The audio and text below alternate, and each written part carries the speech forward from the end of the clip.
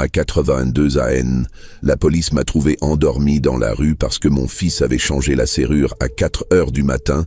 L'adjudant-chef Faustine Bernard m'a trouvé recroquevillé sur le banc de la gare de Saint-Omer, serrant contre moi une clé qui ne servait plus à rien. Quand elle m'a reconnu, ses yeux se sont remplis de larmes. « Monsieur Marius, qu'est-ce que vous faites là ?» J'ai levé la clé vers elle et j'ai murmuré « Mon fils a changé la serrure. » Elle a immédiatement appelé ma petite fille Clémence. À minuit 23, 3 véhicules de gendarmerie se sont garés devant ma maison. Le couple qui la louait a ouvert en pyjama. J'étais sur le seuil, droit comme un i, malgré mes 82 ans. Bonsoir, c'est chez moi. Avant de vous raconter comment j'en suis arrivé là, abonnez-vous à la chaîne et dites-nous en commentaire de quelle ville de France vous nous regardez. Ça fait 47 jours que je dors dehors. 47 nuits que je serre cette clé dans ma poche comme si elle allait miraculeusement retrouver sa serrure. Je m'appelle Marius Dubois. J'ai 82 ans et pendant 44 ans, j'ai conduit des trains de nuit entre Paris et le Nord. Ma femme Marguerite disait toujours que j'avais des rails dans les veines au lieu du sang. Elle avait raison. Même aujourd'hui, quand j'entends siffler un train au loin, mon cœur bat encore au rythme des traverses. Marguerite est partie il y a 11 ans, un cancer foudroyant qui ne lui a laissé que 3 mois. 3 mois pendant lesquels elle a cousu tous les rideaux de la maison, comme si elle voulait laisser sa marque partout. Pour que tu n'oublies jamais que cette maison, c'est la nôtre, elle me disait en tirant l'aiguille. Depuis, pas un matin ne passe sans que je la salue en touchant ses rideaux. C'était ma façon de lui dire bonjour. Ma maison de briques rouges à Saint-Omer, c'est toute ma vie. 140 mètres carrés que j'ai acheté en 1967 avec mes premiers salaires de cheminot. Derrière, il y a un terrain de 2200 mètres carrés où Marguerite cultivait ses tomates et ses radis. Aujourd'hui, c'est moi qui m'en occupe. Ou plutôt, c'était moi. Parce que maintenant, je ne peux plus d'y aller. Mon propre fils a changé la serrure. Éric, mon fils cadet, 57 ans. Agent commercial en immobilier à Lyon. Toujours tiré à 4 épingles, toujours pressé, toujours un téléphone collé à l'oreille pour conclure l'affaire du siècle. Quand il vient me voir, ce qui n'arrive pas souvent, il regarde sa montre toutes les 10 minutes. « Papa, il faut que j'y aille. J'ai rendez-vous avec un client important. » Ces clients sont toujours importants. Moi, apparemment, je ne le suis pas. Sa femme Victoria, c'est autre chose. 54 ans, responsable RH dans une grande entreprise lyonnaise. Elle parle comme un manuel de procédure. Tout est optimisé, structuré, planifié. La première fois qu'elle est venue chez moi, elle a sorti un carnet et a pris des notes. « Monsieur Dubois, votre maison nécessite des améliorations. Le chauffage n'est pas aux normes, l'isolation thermique est défaillante et le jardin demande trop d'entretien pour une personne de votre âge. » J'ai répondu que ma maison me convenait très bien comme ça. Elle a souri de ce sourire glacial qu'elle devait réserver aux employés qu'elle licenciait. Nous verrons bien. Leur fils Vincent, mon petit-fils de 33 ans, travaille chez Leroy Merlin. Un garçon costaud, des mains d'ouvrier comme son grand-père. Quand il était petit, il passait ses vacances chez nous. Je lui apprenais à planter les radis, à réparer une bicyclette, à lire l'heure sur ma montre de cheminot. Marguerite lui tricotait des pulls qu'il portait fièrement à l'école. Mais ça, c'était avant. Avant qu'Éric et Victoria ne lui remplissent la tête avec leurs histoires d'héritage et de projets d'avenir. Et puis, il y a Clémence, ma petite fille de 25 ans, la fille d'Éric, étudiante en droit à Lille. Celle-là, c'est différent. Tous les dimanches, sans exception, elle prend le train depuis Lille pour venir me voir. Elle arrive toujours avec un sac en plastique rempli de gâteaux qu'elle achète à la boulangerie de la gare. Des madeleines, mes préférées. Nous buvons le café ensemble dans la cuisine et elle me raconte ses cours, ses professeurs, ses rêves d'avocat. Un jour, grand-papa, je défendrai les gens comme toi. Ceux qu'on n'écoute pas parce qu'ils sont vieux. Je lui caresse la joue en souriant. Tu es déjà mon avocate, ma petite. Ce qui me fait mal, c'est qu'au début, Éric n'était pas comme ça. Quand il était enfant, c'est moi qui lui apprenais à faire du vélo dans l'allée.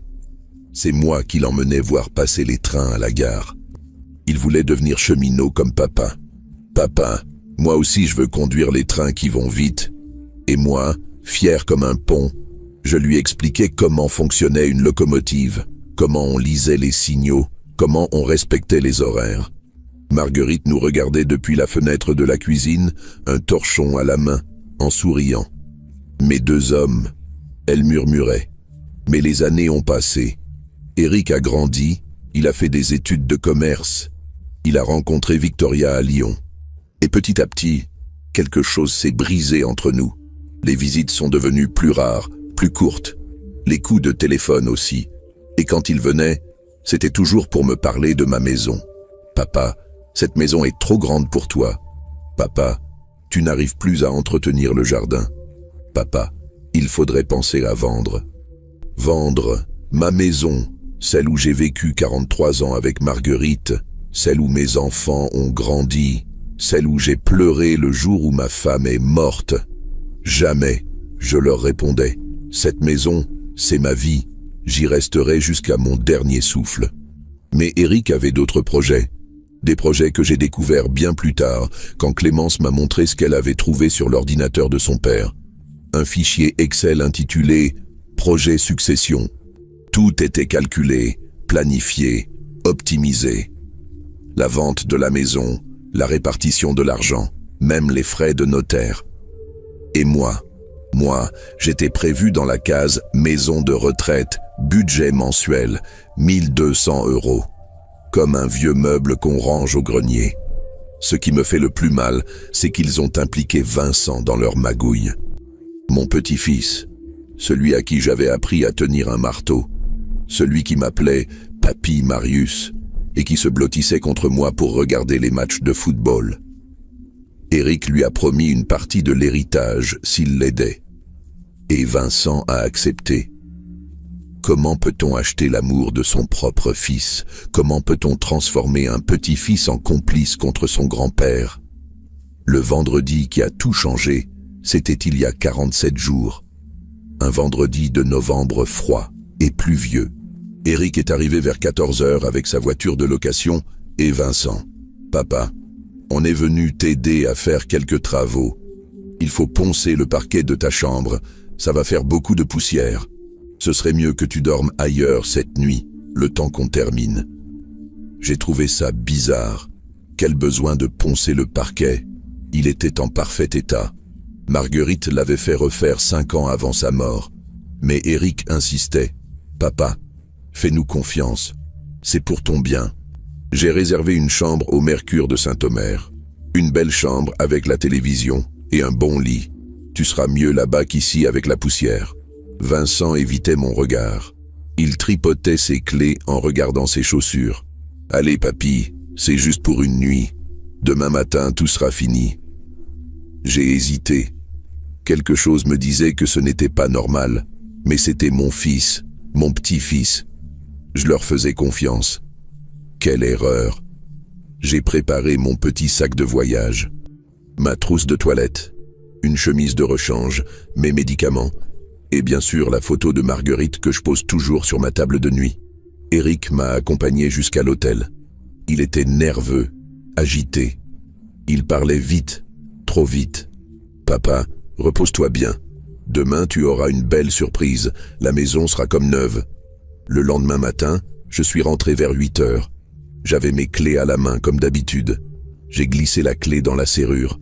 Elle n'entrait pas. J'ai regardé de plus près. Ce n'était plus la même serrure. On avait changé la serrure de ma propre maison. J'ai sonné. Personne n'a répondu. J'ai frappé à la porte. Silence. J'ai fait le tour par le jardin. Les volets étaient fermés.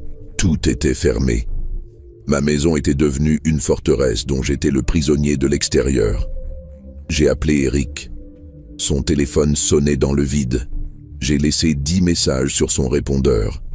« Éric, qu'est-ce qui se passe? Pourquoi avez-vous changé la serrure? Je ne peux plus entrer chez moi. » Aucune réponse. J'ai appelé Vincent. Même chose. Répondeur.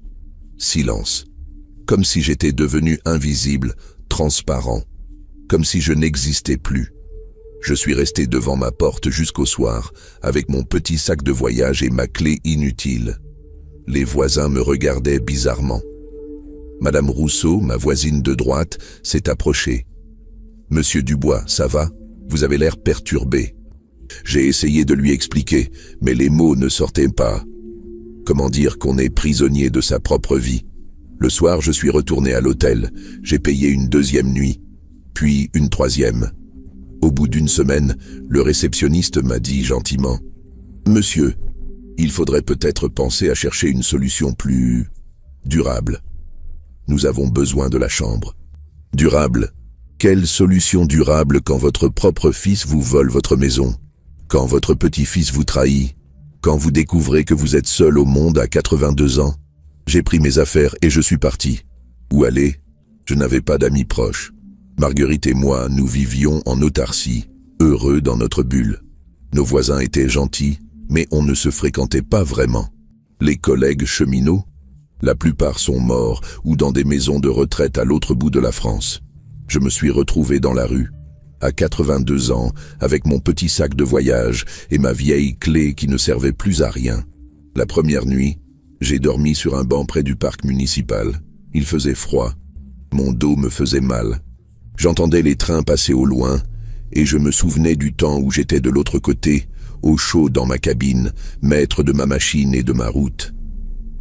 Les jours suivants, j'ai établi une routine de survie. Le matin, j'allais à la gare. Il y fait chaud, il y a des toilettes et je pouvais acheter un café avec mes derniers euros. Je m'asseyais sur les bancs et je regardais les gens partir en voyage. Certains me souriaient. D'autres détournèrent le regard, gênés par ce vieux monsieur mal rasé qui traînait là avec son sac plastique. L'après-midi, j'essayais de trouver Eric. Je suis allé plusieurs fois chez lui à Lyon. 3 heures de train. L'appartement était fermé. Les voisins m'ont dit qu'ils étaient partis en vacances. En vacances, pendant que leur père dormait dehors. Le concierge, un homme âgé comme moi, m'a regardé avec compassion. « Monsieur, vous devriez appeler la police. Ce n'est pas normal ce qui vous arrive. » La police? Pour dire quoi? Que mon fils m'a volé ma maison? Qui me croirait? Eric avait sûrement prévu le coup. Il devait avoir des papiers, des justifications. Il travaille dans l'immobilier, il connaît les ficelles. Et puis un soir, en errant dans les rues de Saint-Omer, je suis passé devant ma maison. Il y avait de la lumière aux fenêtres, du mouvement derrière les rideaux que Marguerite avait cousus. J'ai sonné. Un homme d'une 40aine d'années a ouvert. Derrière lui, une femme avec un enfant dans les bras. « Excusez-moi, je me suis trompé. » J'ai bafouillé en reculant. « Vous cherchez quelqu'un ?» a demandé l'homme poliment. J'ai regardé ma maison, mes fenêtres, ma porte d'entrée que j'avais repeinte en bleu l'année dernière. « Non, non, excusez-moi. Bonne soirée. » En m'éloignant, j'ai entendu la femme dire à son mari « C'est bizarre ce vieux monsieur. Il avait l'air perdu. » Perdu? J'étais chez moi. C'est eux qui étaient perdus. Mais dans ce monde à l'envers qu'avait créé mon fils, c'est moi qui passais pour le fou. Cette nuit-là, j'ai compris qu'Eric avait loué ma maison. Ma maison, celle que j'avais payée sou par sou pendant 15 ans. Celle où j'avais élevé mes enfants. Il l'avait transformée en source de revenus pendant que moi, le propriétaire légitime, je dormais sur un banc de gare. Le lendemain, je suis allé voir un avocat. Maître Beaumont, un homme d'une 50aine d'années avec des lunettes et un air sérieux. J'ai essayé de lui expliquer ma situation. Il m'a écouté poliment, puis il m'a dit « Monsieur Dubois, c'est très compliqué. Votre fils prétend agir dans votre intérêt. Il faudrait prouver qu'il abuse de votre situation. Vous avez des témoins, des preuves écrites? » Non, je n'avais rien. Juste ma parole de vieux fou contre les manigances d'un fils indigne. Mes honoraires sont de 200 € de l'heure, a ajouté Maître Beaumont. 200 €, avec quoi? Mon petit pécule fondait comme neige au soleil entre l'hôtel, les repas, les trajets en train pour essayer de retrouver Eric. Je suis sorti de chez l'avocat plus découragé que jamais. La justice, c'est pour les riches. Pour les autres, il y a les bancs publics et l'indifférence générale. Les semaines ont passé. J'ai appris à survivre dans la rue. Les refuges pour sans-abri étaient pleins. De toute façon, j'avais honte d'y aller. Moi, un ancien cheminot, un homme qui avait travaillé toute sa vie, me retrouver avec les marginaux? Alors je me débrouillais. Les bancs de la gare la nuit, les parcs le jour. Je mangeais une fois par jour des sandwichs achetés dans les distributeurs automatiques. Mon corps s'affaiblissait. Mes médicaments pour la tension étaient finis depuis longtemps. Je n'avais plus d'argent pour en racheter. Mes vêtements sentaient mauvais. Les gens m'évitaient. J'étais devenu un de ces vieux fantômes qu'on croise dans les rues sans les voir. Mais je gardais ma clé. Cette clé qui ne servait plus à rien, je la serrais dans ma poche comme un talisman. C'était tout ce qui me restait de ma vie d'avant. Le dernier lien avec ma maison, avec Marguerite, avec mes souvenirs. Parfois, la nuit, je la sortais et je la regardais à la lueur des réverbères. Et je me souvenais du jour où j'avais tourné cette clé pour la première fois, en 1967, avec Marguerite accrochée à mon bras. « Notre chez nous », elle avait dit en riant. « Notre chez nous ». Et puis il y a eu cette nuit, la 47e nuit. Il pleuvait, un crachin glacial de novembre qui vous transperce jusqu'aux os. J'étais sur mon banc habituel de la gare, recroquevillé sous mon manteau troué. J'avais mal partout. Ma toux s'aggravait de jour en jour. Je crois que j'étais en train de mourir, doucement, tristement, comme un vieux chien abandonné. Vers 4 heures du matin, une voiture de gendarmerie s'est arrêtée devant la gare. Une femme en uniforme en est sortie, grande, la quarantaine, les cheveux courts. Elle s'est approchée de mon banc. « Monsieur, ça va ?» J'ai levé les yeux. Dans la lueur jaune du réverbère, j'ai reconnu le visage de l'adjudant-chef Faustine Bernard. Je la connaissais bien. Quand j'étais encore chez moi, elle patrouillait souvent dans le quartier. Je lui offrais toujours un café quand elle passait. Une fille bien, cette Faustine. Mariée, 2 enfants. Elle me parlait parfois de son père, également cheminot à la retraite. « Monsieur Marius ?» Sa voix tremblait. « Mon Dieu, qu'est-ce que vous faites là ?» J'ai sorti ma clé de ma poche et je la lui ai montrée. Mon fils a changé la serrure. Elle s'est assise à côté de moi sur le banc mouillé, sans se soucier de son uniforme. « Racontez-moi. » Et j'ai tout raconté. Tout. Eric, Victoria, Vincent, la fausse histoire des travaux, la maison louée, les 47 nuits dehors. Elle m'écoutait sans m'interrompre, les yeux brillants de larmes contenues. Quand j'ai fini, elle a sorti son téléphone. « Vous avez le numéro de votre petite fille Clémence ?» Bien sûr que je l'avais. C'était le seul numéro que je savais par cœur, à part le mien. Le seul qui comptait encore. Faustine a composé le numéro, 5 heures du matin. Clémence a décroché à la 3e sonnerie. « Allô ? Mademoiselle, ici l'adjudant-chef Bernard de la gendarmerie de Saint-Omer. J'ai votre grand-père avec moi, il faut que vous veniez immédiatement. » Clémence a raccroché, et je l'imaginais déjà en train de bondir de son lit d'étudiante, les cheveux en bataille, cherchant ses clés de voiture dans le noir. À 25 ans, elle était la seule de la famille à avoir gardé un cœur. Un cœur qui battait encore pour son vieux grand-père devenu encombrant. « Elle arrive », m'a dit Faustine en rangeant son téléphone. « En attendant, on va vous emmener au poste. Il faut qu'on comprenne cette histoire. » Au poste de gendarmerie de Saint-Omer, elle m'a installé dans son bureau. Une pièce chaleureuse avec des photos de famille sur l'étagère et une machine à café qui ronronnait dans le coin. Elle m'a apporté un café brûlant et une couverture. « Monsieur Marius, il faut qu'on mette tout ça par écrit. Cette histoire, c'est de l'abus sur personne vulnérable. Votre fils risque gros. Vulnérable? Moi, à 82 ans, après 44 ans à conduire des trains de nuit, après avoir élevé 2 enfants, après avoir survécu 47 nuits dans la rue, j'étais peut-être vieux, mais vulnérable. Certainement pas. Faible, oui. Trahi, abandonné, dépossédé, mais pas vulnérable. La vulnérabilité, c'est quand on n'a plus la force de se battre. Moi, j'en avais encore. Clémence est arrivée à 7 heures du matin. Elle avait roulé comme une folle depuis Lille, les yeux rouges de larmes et de fatigue. Quand elle m'a vu assis dans ce bureau de gendarmerie, avec ma barbe de plusieurs jours et mes vêtements froissés, elle s'est effondrée contre moi. « Grand-papa, qu'est-ce qu'ils t'ont fait? Qu'est-ce qu'ils t'ont fait ?» Je l'ai serrée contre moi comme je le faisais quand elle était petite et qu'elle venait se réfugier chez nous après une dispute avec ses parents. Cette odeur de shampoing aux pommes qu'elle utilisait depuis l'adolescence, cette façon qu'elle avait de se blottir contre mon épaule, ma petite Clémence, mon rayon de soleil dans cette nuit d'hiver. Ils m'ont volé ma maison. J'ai murmuré dans ses cheveux. Ton père et ta mère m'ont volé ma maison. Elle s'est redressée, les yeux flamboyants. J'ai reconnu le regard de Marguerite quand elle était en colère. Le même feu, la même détermination. Ça suffit. Cette fois, ça suffit. Grand-papa, on va récupérer ta maison, je te le promets. Faustine nous regardait avec émotion. Elle avait sorti un carnet et prenait des notes. Mademoiselle Clémence, votre grand-père m'a raconté les faits, mais j'aurais besoin de preuves. Des documents, des témoignages. Quelque chose de concret pour monter un dossier. Clémence a fouillé dans son sac et en a sorti son ordinateur portable. J'ai des preuves, j'ai tout gardé. Ses doigts voltigeaient sur le clavier. Tenez, regardez ça. Sur l'écran est apparue la copie d'un fichier Excel. Projet Succession, comme me l'avait dit Clémence quelques semaines plus tôt. Mais cette fois, j'ai pu lire tous les détails. Chaque ligne était un coup de poignard.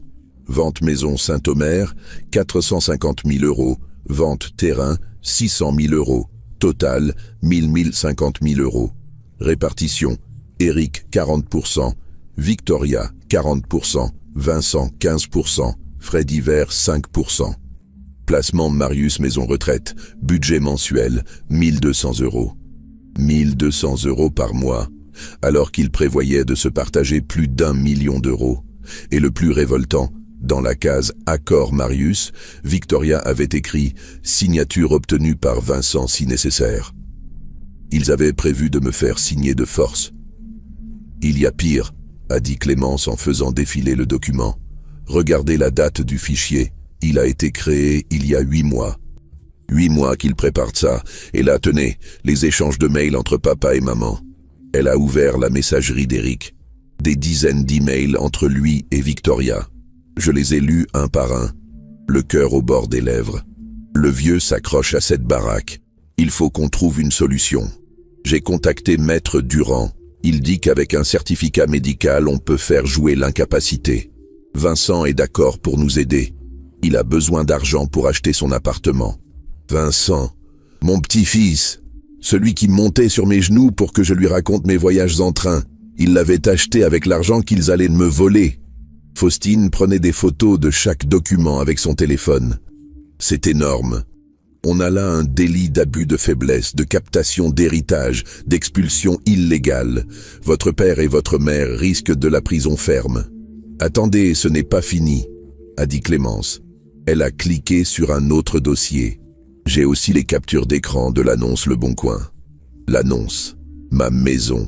Ma belle maison de briques rouges, mise en location comme un vulgaire meublé. Location saisonnière, maison de charme Saint-Omer, 140 000 €, jardin, 800 € semaine. Idéal pour famille ou professionnel en déplacement. Entièrement meublé, cuisine équipée, 3 chambres. Propriétaire absent, longue durée. Propriétaire absent. J'étais absent parce que j'avais été viré de chez moi. Et il louait ma maison 800 € par semaine, 3200 € par mois. Avec mon argent, mes meubles, les affaires de Marguerite. Il y a même les commentaires des locataires, a continué Clémence, la voix tremblante de rage. Écoutez ça.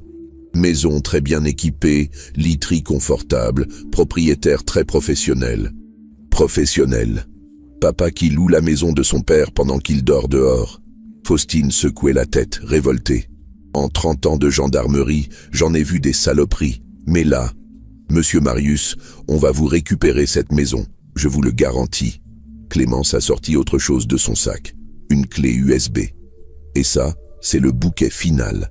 Elle l'a branché sur son ordinateur. Un fichier audio est apparu. J'ai enregistré papa au téléphone il y a 15 jours. Il ne sait pas que j'ai mis mon portable en mode haut-parleur. Elle a lancé la lecture. La voix d'Éric a rempli le bureau de gendarmerie. Cette voix que je connaissais si bien. Celle qui me demandait des sous quand il était étudiant. Celle qui m'appelait papa avec affection. Cette même voix disait maintenant des monstruosités. Le vieux commence à poser des questions. Il a appelé 10 fois hier. C'était la voix de Victoria qui répondait. Il faut qu'on accélère. S'il va voir un avocat, on est dans la merde. Puis Éric, t'inquiète pas. À son âge, avec l'hiver qui arrive, il ne tiendra pas longtemps dehors. Dans 2 mois maximum, il sera mort ou en maison de retraite. Et là, on aura les mains libres. Il ne tiendra pas longtemps dehors.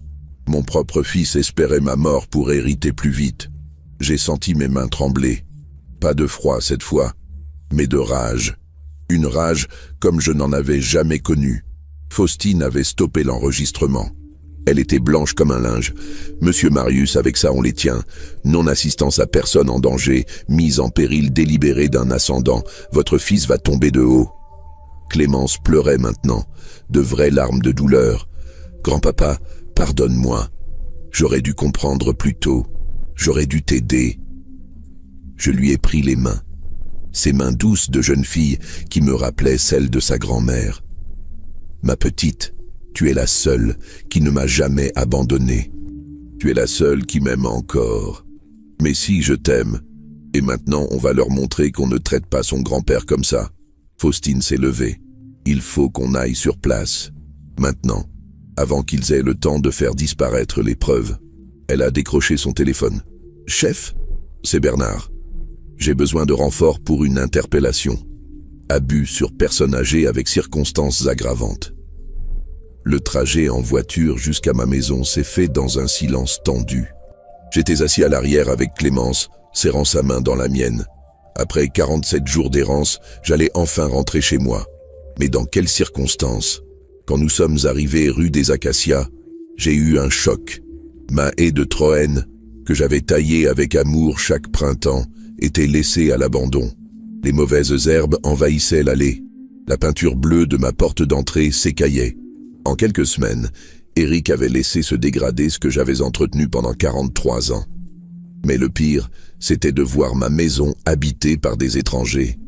Aux fenêtres du salon, il y avait des rideaux que je ne connaissais pas. Dans le jardin, des jouets d'enfants traînaient sur la pelouse que j'avais tondue religieusement chaque dimanche. Ma maison vivait sans moi. Faustine a sonné. Un homme d'une 40aine d'années a ouvert, en pyjama. Derrière lui, une femme avec un bébé dans les bras. Des gens ordinaires, un couple avec leur enfant qui ne savait pas qu'il louait la maison d'un homme que son propre fils avait jeté dehors. « Bonjour, gendarmerie nationale », a dit Faustine en montrant sa carte. « Nous avons un problème concernant cette location. » L'homme a blêmi. « Un problème? Mais nous avons tout payé, nous avons le bail signé. Je ne doute pas de votre bonne foi, monsieur. Mais cette maison a été louée de manière frauduleuse. Le véritable propriétaire, c'est ce monsieur. » Elle m'a désigné. Je me suis avancé. J'étais chez moi. Enfin, même dans ces circonstances dramatiques, sentir l'odeur de ma maison, voir mes meubles, reconnaître chaque détail de ma vie d'avant, ça me réchauffait le cœur. « Bonsoir », j'ai dit poliment. « Je suis désolé de vous déranger. Cette maison, c'est la mienne. Mon fils l'a louée sans mon autorisation pendant que j'étais absent. » La femme me regardait avec compassion. Elle avait compris au ton de ma voix que quelque chose de terrible s'était passé. « Oh mon Dieu, monsieur, nous ne savions pas. Nous avons loué cette maison sur le Bon Coin. Le monsieur nous a dit qu'il était le propriétaire. »« Monsieur Éric Dubois ?» a demandé Faustine. « Oui, c'est ça. Un homme très bien, très professionnel. Il nous a même aidé à porter les valises. Très professionnel. Éric qui aidait des étrangers à s'installer dans ma maison pendant que moi, son père, je dormais sur un banc. L'ironie était amère. « Vous pouvez récupérer vos affaires », a dit Faustine au couple. « Nous allons vous aider à trouver une solution d'hébergement pour cette nuit. Ce n'est pas votre faute. » Pendant qu'ils rassemblaient leurs affaires, je suis entré dans ma maison. Mes jambes tremblaient. 47 jours que je n'étais pas rentré chez moi. 47 jours que je rêvais de ce moment. Tout était à sa place et rien n'était pareil. Mes meubles étaient là, mais disposés différemment. La table de la salle à manger avait été déplacée. Mon fauteuil préféré était face à la télévision au lieu d'être près de la fenêtre. Et surtout, il y avait des affaires d'étrangers partout. Des vêtements d'enfants sur le canapé, des jouets sur le tapis, des photos de famille qui n'étaient pas la mienne. Je suis monté dans ma chambre. Mon lit, celui où j'avais dormi avec Marguerite pendant plus de 40 ans, était défait. Un couple d'inconnus avait dormi dans notre lit. Sur la commode, ma photo de mariage avec Marguerite avait été remplacée par un réveil de voyage. J'ai ouvert l'armoire. Mes affaires étaient encore là, mais poussées dans un coin, comme si elles gênaient. Les robes de Marguerite que j'avais gardées par sentimentalisme étaient dans des cartons au fond. Eric avait fait de la place pour les affaires des locataires. Clémence m'a trouvé assis sur le bord du lit, la photo de Marguerite entre les mains. « Grand-papa, ça va ? Ma petite, ils ont profané notre intimité. Ils ont fait de ma maison un hôtel. Comment Eric a-t-il pu faire ça ? » Elle s'est assise à côté de moi. « Parce que papa a oublié d'où il vient. Il a oublié que cette maison, c'est ton histoire, ton amour avec grand-maman, tes souvenirs. Pour lui, c'est juste des mètres carrés et des euros. » En bas, j'entendais Faustine qui aidait le couple à charger leurs affaires. Ils étaient désolés, gênés de cette situation. « Si on avait su, madame, jamais on n'aurait loué cette maison. Ce pauvre monsieur, comment peut-on faire ça à son propre père ? Comment peut-on faire ça à son propre père ? C'est exactement ce que je me demandais depuis 47 jours. Comment Eric, ce petit garçon que j'avais porté sur mes épaules, que j'avais consolé quand il tombait de vélo, que j'avais encouragé dans ses études, comment avait-il pu devenir si cruel ? Vers 10 heures, Faustine est revenue dans la maison. « Monsieur Marius, j'ai une mauvaise nouvelle. Votre fils et votre belle-fille ne sont pas chez eux à Lyon. Selon les voisins, ils sont partis hier en vacances au Cannes. Le portable d'Eric est éteint. » Au Cannes, en vacances, avec l'argent de la location de ma maison. Pendant que moi, j'avais dormi 47 nuits dehors. « Mais on va les avoir », a continué Faustine. Mon collègue de la gendarmerie de Cannes va les localiser. Et j'ai lancé un avis de recherche pour Vincent Dubois, votre petit-fils. Il travaille chez Leroy Merlin à Lyon. Il ne peut pas aller bien loin. Elle avait raison. Vincent ne pourrait pas se cacher longtemps. Et quand il reviendrait de vacances, Eric et Victoria auraient une sacrée surprise qui les attendait. En attendant, a dit Faustine, vous êtes chez vous. Officiellement, légalement chez vous. J'ai pris des photos de tous les documents de Clémence. J'ai enregistré votre déposition. Le dossier est béton. Clémence a sorti quelque chose de son sac, une clé neuve. Grand-papa, j'ai fait faire un double de la nouvelle serrure. J'ai dit au serrurier que j'étais ta petite fille et que tu avais perdu tes clés. Il m'a fait confiance. Une nouvelle clé. Pour ma nouvelle vie. Cette clé qui brillait dans ma main pesait lourd. Elle était le symbole de ma résurrection. 47 jours après avoir été expulsé de chez moi, je tenais enfin de nouveau une clé qui ouvrait ma porte. Ma petite Clémence, tu es un ange. Non, grand-papa, je suis juste ta petite fille qui t'aime. Et maintenant, on va nettoyer cette maison. On va effacer toute trace de ces gens et remettre tout comme avant.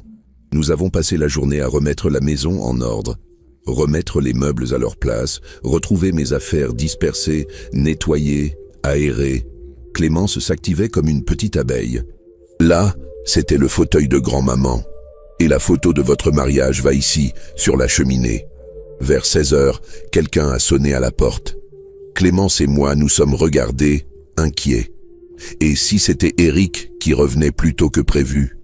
J'ai ouvert prudemment. C'était Madame Rousseau, ma voisine. Une dame de 70 ans, veuve comme moi, qui avait toujours été discrète mais bienveillante.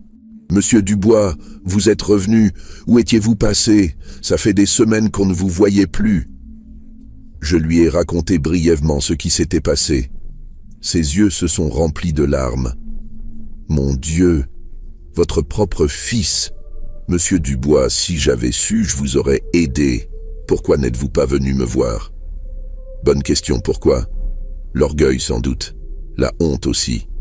Comment avouer qu'on a été trahi par son propre enfant?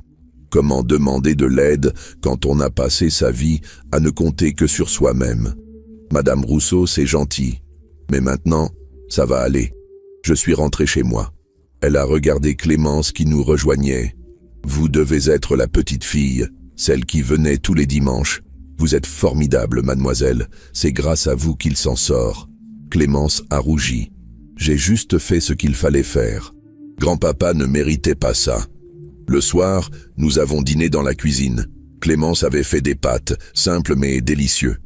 Nous étions assis à la table, où j'avais pris tous mes repas avec Marguerite, où j'avais aidé Eric et ma fille aînée Sophie à faire leurs devoirs, où j'avais fêté les anniversaires, les Noëls, les réussites et consolé les chagrins.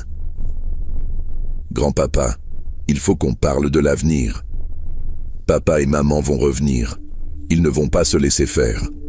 Ils vont peut-être essayer de te faire interner, de dire que tu es fou, que tu ne peux plus vivre seul. Elle avait raison. Eric et Victoria n'allaient pas abandonner si facilement 1 million d'euros. Ils allaient contre-attaquer, mentir, manipuler. Clémence, j'ai quelque chose à te dire, quelque chose que ton père ne sait pas. Je suis allé chercher dans ma chambre une enveloppe que j'avais cachée dans ma table de nuit. Il y a 3 ans, j'ai fait un testament. Tout ira à toi si jamais tes parents m'abandonnaient. La maison, les appartements d'Arras que je loue, mes économies, tout. Ses yeux se sont écarquillés. Quels appartements? Quelles économies? Je possède 3 appartements à Arras. Je les loue depuis 1987. Ça me rapporte 2100 € par mois. Et j'ai mis de côté toute ma vie.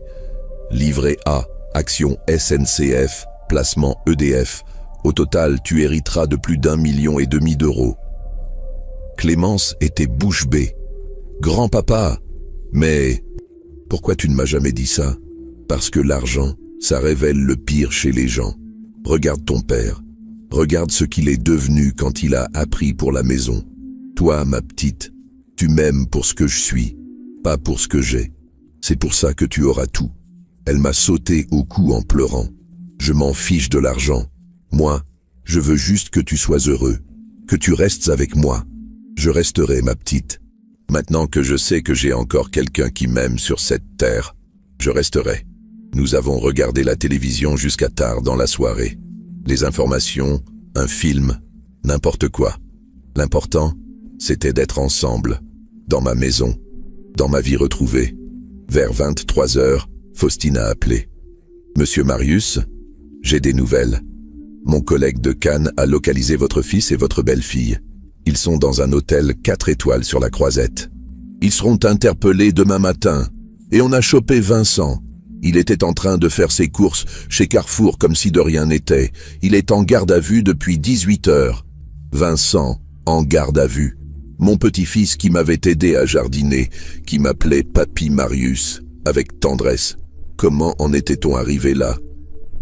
Monsieur Marius, ça va? Oui, adjudant-chef. C'est juste que c'est dur de découvrir qu'on a élevé des enfants capables de ça. Je comprends. Mais vous savez, dans mon métier, je vois beaucoup de familles. Les pires saloperies, c'est souvent entre proches. L'argent, l'héritage, ça rend fou. Heureusement que vous avez votre petite fille. Heureusement, oui. Sans Clémence, je serais peut-être mort de froid sur un banc de gare. Ou pire, je serais devenu fou de solitude et de désespoir. Quand j'ai raccroché, Clémence m'a regardé avec inquiétude. « Ça va, grand-papa ? Ça va, ma petite. Demain, ton père va devoir s'expliquer. Et cette fois, les rôles sont inversés. Cette fois, c'est lui qui va avoir peur.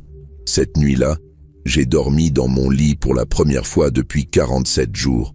Mon lit, mes draps, mon oreiller, l'odeur de ma maison. Clémence dormait dans la chambre d'amis, celle qui avait été la sienne quand elle était petite et qu'elle venait passer les vacances chez nous. Avant de m'endormir, j'ai touché les rideaux que Marguerite avait cousus. « Marguerite, ma chérie, je suis rentré. Notre petit-fils était devenu fou, mais notre petite-fille l'a sauvé. Notre petite Clémence, tu peux être fière d'elle. » Et pour la première fois depuis 47 jours, j'ai dormi paisiblement. Le lendemain matin, Faustine m'a appelé à 7 heures. Monsieur Marius, ils sont en route. Eric et Victoria ont été interpellés à leur hôtel de Cannes et seront à Saint-Omer vers 14 heures. Vous voulez être présent lors de la confrontation. Être présent. Bien sûr que je voulais être présent. 47 jours que j'attendais ce moment. 47 nuits à rêver de regarder Eric dans les yeux et lui demander « Pourquoi ?» Clémence et moi avons passé la matinée à préparer ce moment. Elle avait imprimé tous les documents, classé toutes les preuves. Grand-papa, ils vont essayer de retourner la situation. Papa va dire qu'il pensait bien faire, que tu n'étais plus capable de vivre seul. Il faut qu'on soit prêt. À 13 heures, nous étions au commissariat. Faustine nous a installés dans une salle d'audition. Ils arrivent dans 1 heure. Monsieur Marius, vous êtes sûr que vous voulez les voir? Ça peut être très dur émotionnellement. Dur? Rien ne pourrait être plus dur que ces 47 nuits dehors. Rien ne pourrait être plus dur que de découvrir que son propre fils vous considère comme un obstacle à éliminer. À 14h15, la porte s'est ouverte. Eric et Victoria sont entrés, escortés par 2 gendarmes. Ils étaient bronzés, reposés, encore habillés en tenue de vacances. Eric portait un polo blanc et un pantalon beige. Victoria une robe d'été et des sandales dorées. Il revenait de la Côte d'Azur pendant que moi, j'avais survécu dans le froid de novembre. Quand Eric m'a vu, son visage s'est décomposé. Toute son arrogance s'est envolée d'un coup. Il s'est affalé sur la chaise, comme si ses jambes ne le portaient plus. « Papa, qu'est-ce que tu fais là ?» J'ai regardé mon fils, cet homme de 57 ans qui me fixait avec des yeux d'enfant pris en faute. Pendant quelques secondes, j'ai revu le petit garçon qui courait vers moi quand je rentrais de mes voyages en train. Le petit Eric qui me sautait dans les bras en criant « Papa, papa !» et qui me racontait sa journée d'école pendant que Marguerite préparait le dîner. Mais ce temps-là était révolu. L'homme assis devant moi avait tué ce petit garçon. Il l'avait remplacé par un calculateur froid capable de jeter son père dehors pour de l'argent. « Eric, » j'ai dit calmement, « tu me demandes ce que je fais là. Je suis là parce que pendant 47 jours, j'ai dormi dehors. Parce que tu as changé la serrure de ma maison. Parce que tu as loué ma maison à des étrangers pendant que ton père était dans la rue. » Il a ouvert la bouche pour parler, mais aucun son n'en est sorti. Victoria, elle, a retrouvé ses réflexes de cadre dirigeante. « Monsieur Dubois, nous pouvons expliquer. Nous avons agi dans votre intérêt. Cette maison était trop grande pour vous. Vous n'arriviez plus à l'entretenir. » Dans mon intérêt, j'ai sorti de ma poche l'enregistrement que Clémence avait fait. « Faustine, vous pouvez remettre ça. » La voix d'Eric a rempli la salle. Le vieux commence à poser des questions. Puis Victoria. « Il faut qu'on accélère. » Et enfin Eric. À son âge, avec l'hiver qui arrive, il ne tiendra pas longtemps dehors. Dans 2 mois maximum, il sera mort ou en maison de retraite. Le silence qui a suivi était assourdissant. Eric était devenu livide. Victoria serrait les poings, furieuse d'avoir été enregistrée à son insu. « Alors, Eric ?» J'ai repris. « C'était ça, agir dans mon intérêt. Espérer ma mort pour hériter plus vite ?» Il a fondu en larmes. De vraies larmes, pas du cinéma. « Papa, ce n'est pas ce que je voulais dire. On pensait que tu serais mieux dans un endroit adapté. Cette maison, c'est trop grand, trop isolé.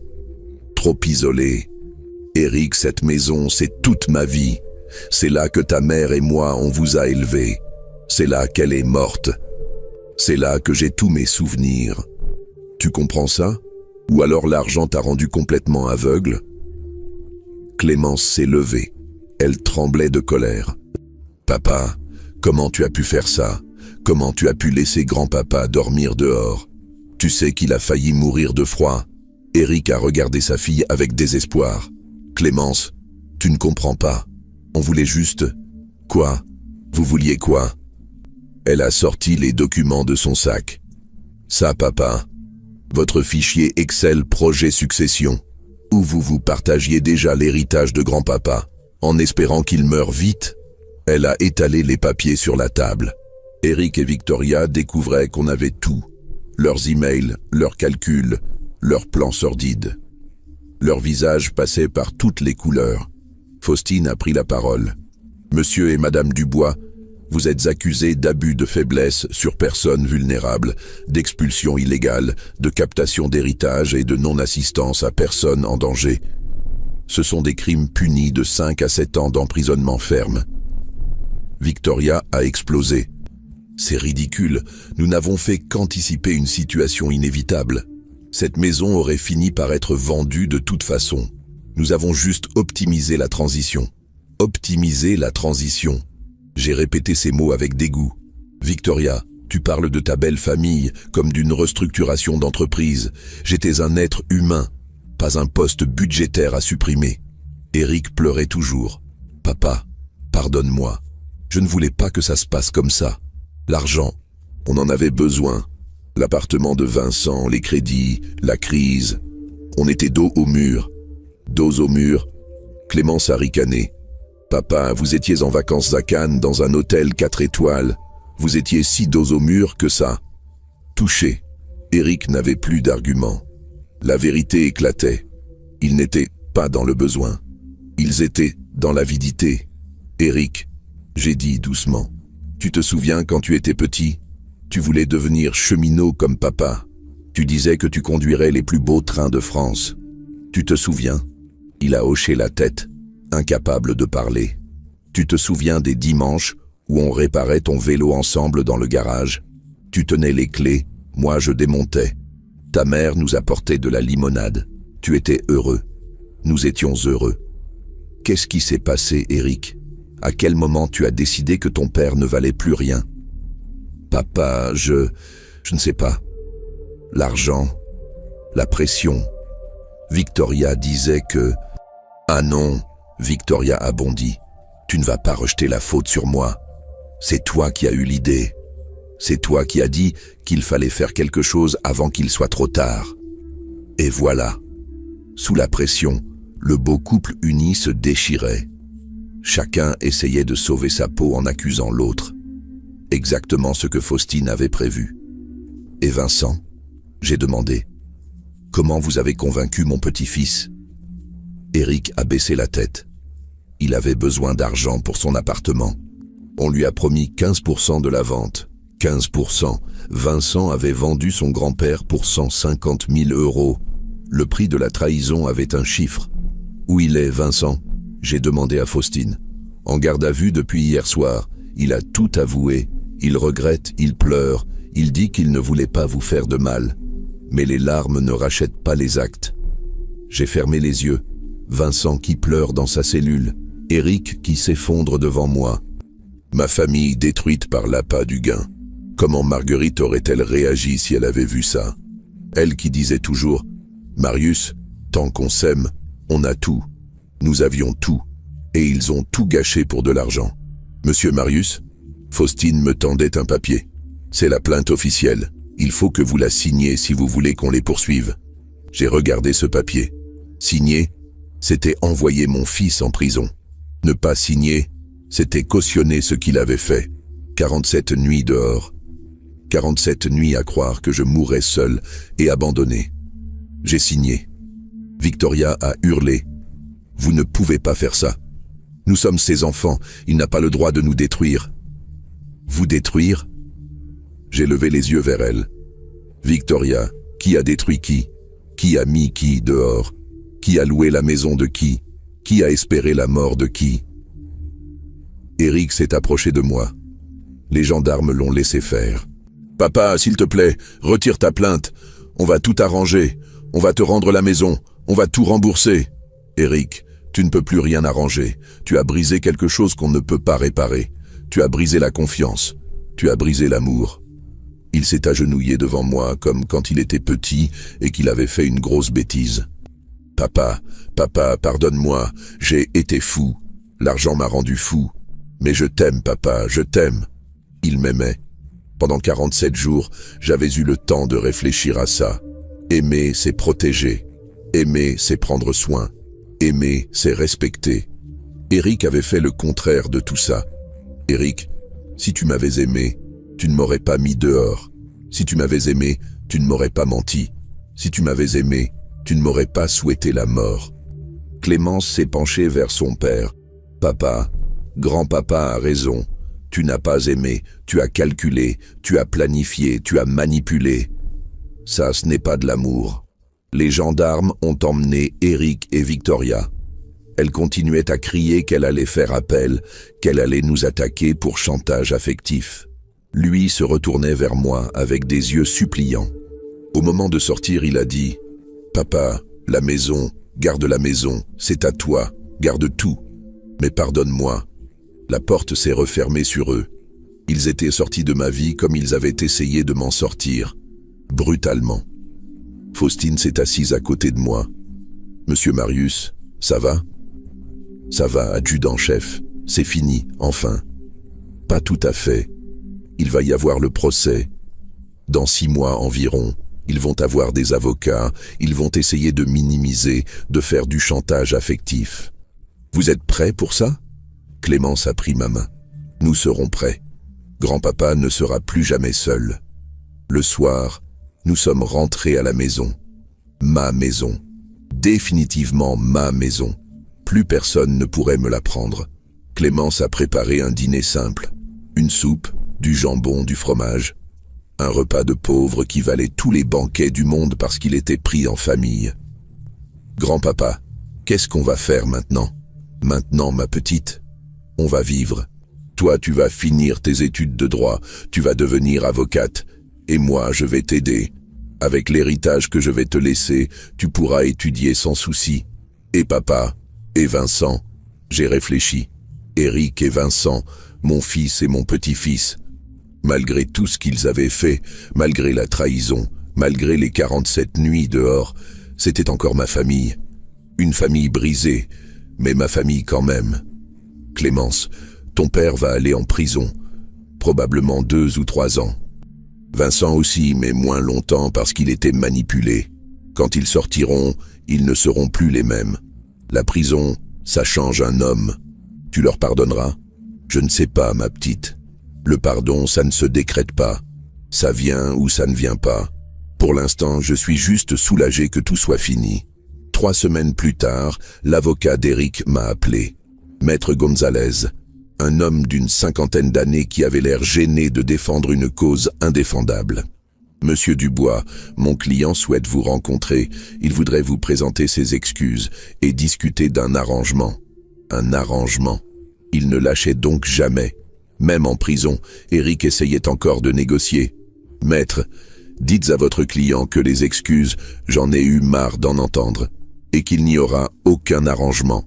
Il ira au bout de sa peine. Monsieur Dubois, réfléchissez. C'est votre fils. Il traverse une période très difficile. Sa femme a demandé le divorce. Son employeur l'a licencié. Ses crédits sont en souffrance. Il a tout perdu. Maître, moi aussi j'ai tout perdu. Pendant 47 jours. La différence, c'est que lui, il l'a choisi. Moi, on m'a imposé. Le procès a eu lieu 6 mois plus tard, en mai. La salle d'audience était pleine. Les journalistes de La Voix du Nord étaient venus. L'affaire avait fait du bruit. Un fils jette son père de 82 ans dehors pour louer sa maison. L'opinion publique était révoltée. Eric et Victoria étaient assis au banc des accusés avec leurs avocats. Vincent était jugé séparément, en tant que mineur au moment des faits dans la manipulation familiale. Le procureur a été implacable. Mesdames et messieurs les jurés, nous sommes face à l'un des crimes les plus abjects qui soient, la trahison filiale. Ces gens ont froidement planifié l'expulsion de leur père et grand-père pour s'approprier son patrimoine. Ils ont transformé un homme de 82 ans en sans-abri pour satisfaire leur avidité. L'avocat d'Eric a tenté une défense pathétique. Mon client a certes commis des erreurs, mais il pensait sincèrement agir dans l'intérêt de son père. Cette maison était trop grande, trop isolée pour une personne âgée. Le président du tribunal l'a coupé sèchement. « Maître, votre client a loué cette maison 800 € par semaine pendant que son père dormait dehors. Où est l'intérêt du père dans cette affaire ? Quand ça a été mon tour de témoigner, j'ai raconté mes 47 nuits. Les bancs de gare, le froid, la solitude, la peur. La salle était silencieuse.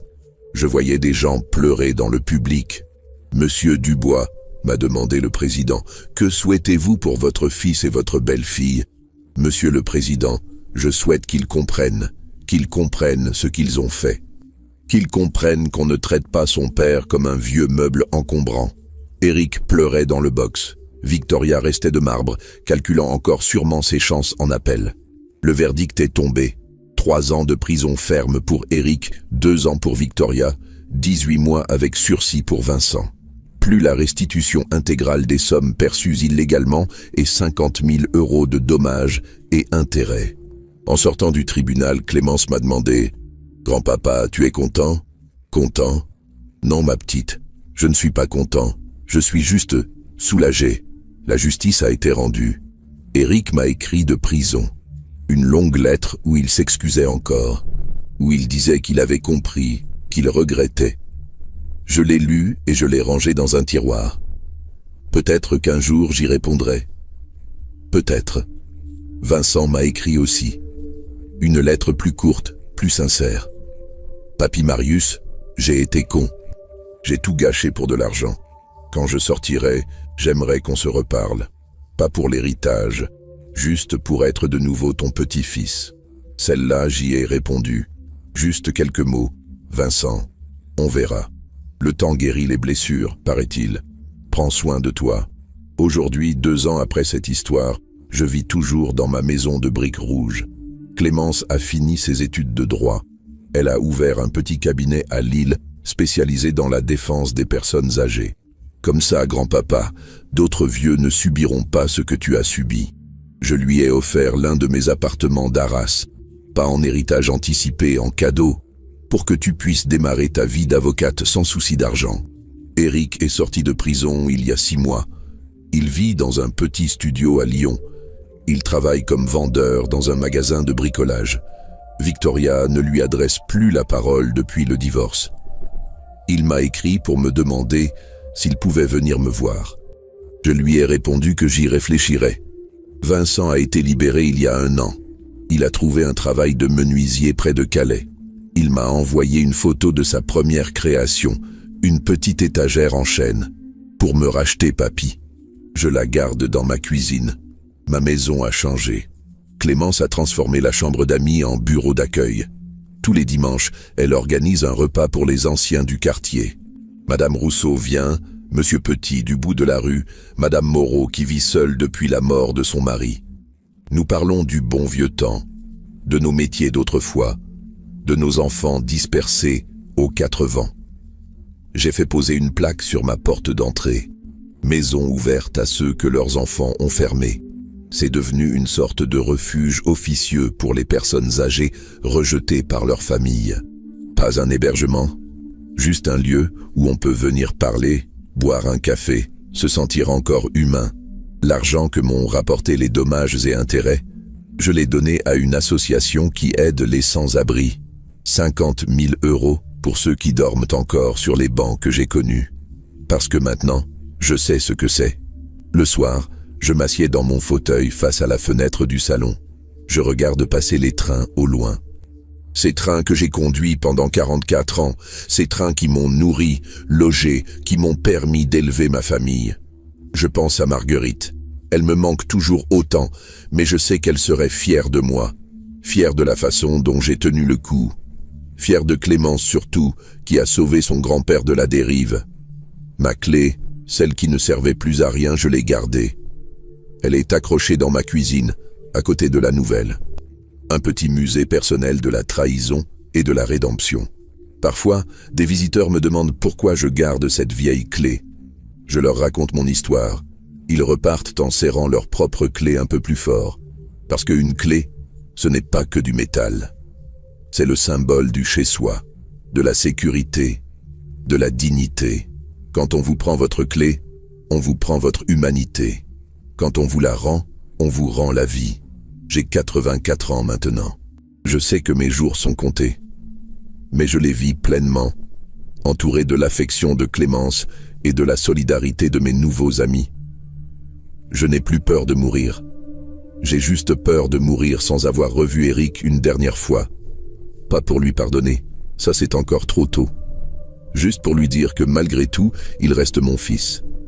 En attendant, je continue à vivre dans ma maison de briques rouges avec mes souvenirs et mes rideaux cousus par Marguerite.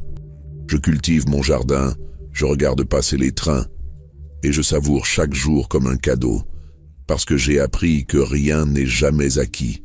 Ni l'amour de ses enfants, ni la sécurité de son toit, ni la chaleur de son lit. Mais j'ai aussi appris que la méchanceté n'est pas héréditaire, que la bonté peut sauver une famille, que l'amour vrai existe encore, même quand tout semble perdu. Et ça vaut toutes les clés du monde. Si cette histoire vous a touché, n'hésitez pas à vous abonner à notre chaîne pour ne rater aucune de nos prochaines histoires. Et surtout, dites-nous en commentaire, que feriez-vous si votre propre famille vous trahissait comme ça? Comment pensez-vous qu'on peut empêcher de telles tragédies? Vos témoignages et réflexions nous intéressent énormément, parce que derrière chaque histoire, il y a des vies humaines qui méritent notre attention et notre compassion. Merci de nous avoir suivis dans cette histoire difficile, mais finalement porteuse d'espoir. Prenez soin de vos proches et n'oubliez jamais que la véritable richesse, ce ne sont pas les biens matériels, mais les liens sincères que nous tissons avec ceux qui nous aiment vraiment.